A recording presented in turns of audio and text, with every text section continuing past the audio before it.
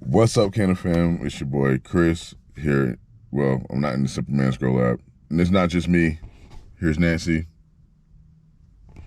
and today we are going to be showing you guys the Hart's Worm Farm. It's a farm I found in Irvine, California, and we're going to check things out. They're going to, I think they have a workshop, and they're going to teach us how to do vermicompost, and we're going to go home with some worms today.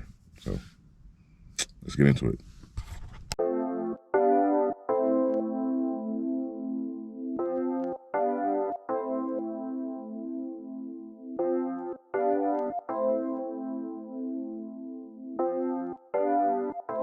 Yeah, this is nice.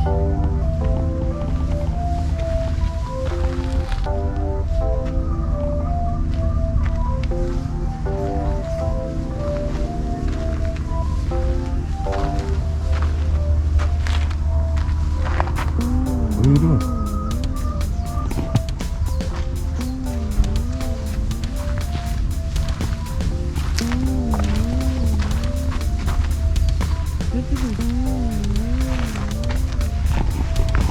I'm proud to be a midget.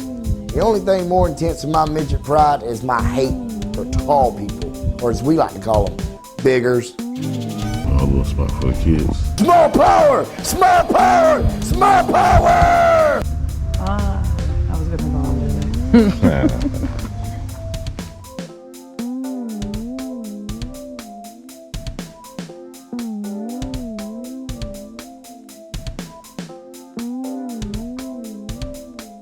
That's nice. Mexican marigolds. Those flowers we started with. You can come in now.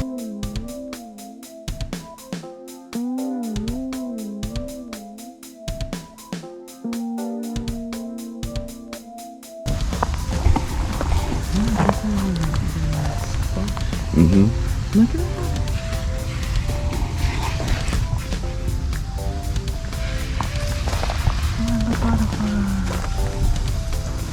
Yeah, this is nice. It's all nice. Chilly. Solano. You see that?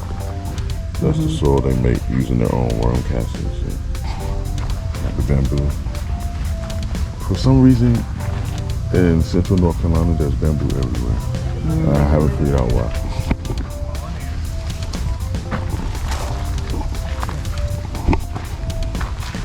Twice here. I think these are jalapenos.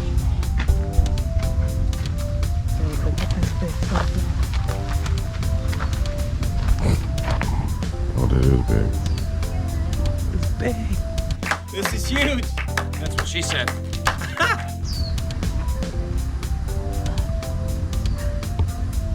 It's too heavy. They can't even hold it. That's what she said.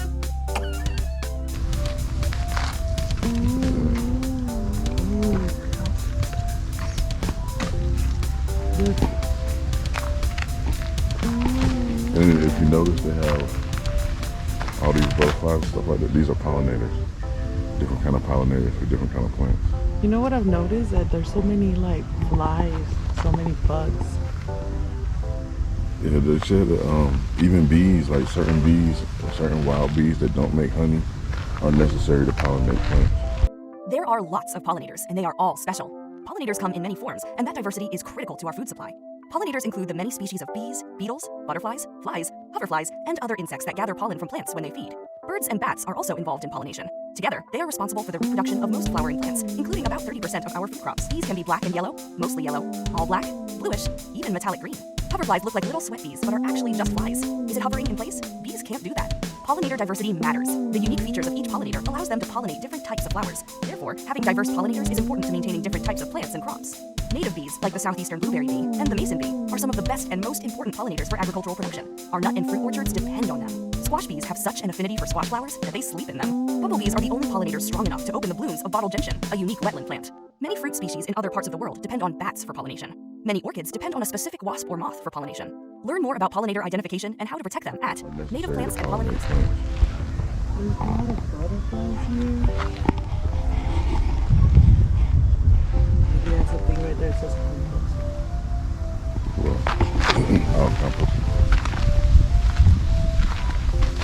See, if I hadn't topped my pepper plants, they would be like that.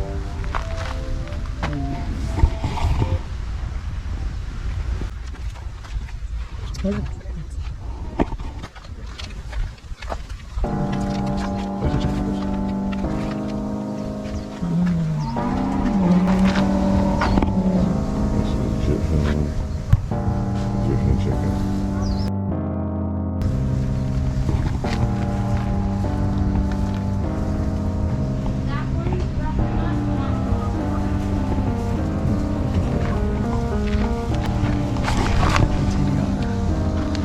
I'm turning.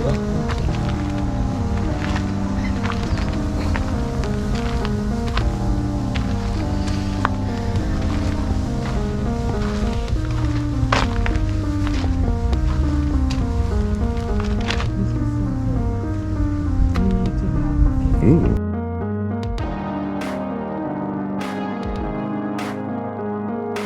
What is smell like that? Huh? That shit stinks. Bad? What smells bad? No, that shit does not smell.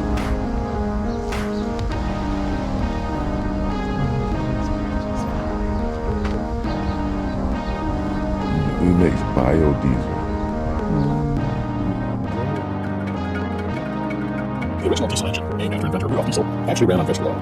Changes in the design of diesel engines over the years required a different fuel, with more energy output and less chilly in colder weather than vegetable oil. Hence, petroleum-based diesel gained popularity over oil.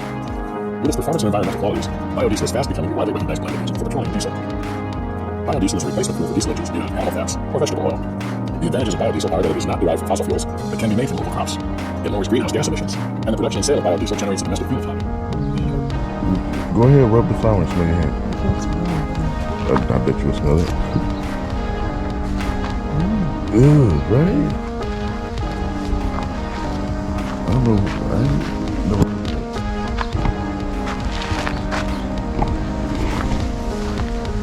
These are animal research farm. Electricity.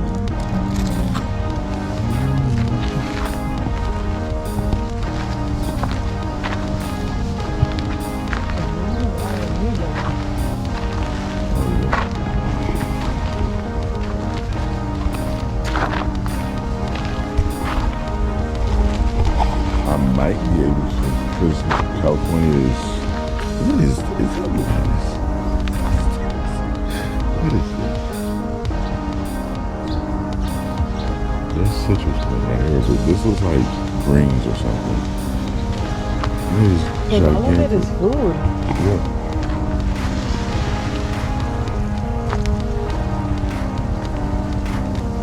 It's got good plant training. Citrus. This is a good place to bring the kids and like, you want to teach them about farming, you want to teach them about like just where your food comes from. So like y'all should bring Boo Boos here. And she might freak out because of the bug. Yeah.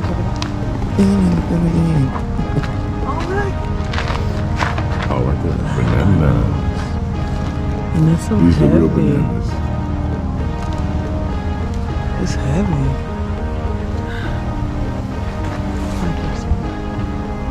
I actually won one of these. Look at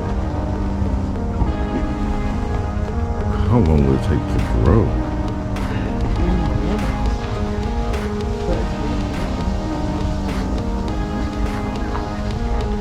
I know. It's like walking through a jungle. Yeah, I'm gonna give them free advertising, son. Look at the green tomatoes. Oh no, those are tomatoes. Those are like cherry tomatoes.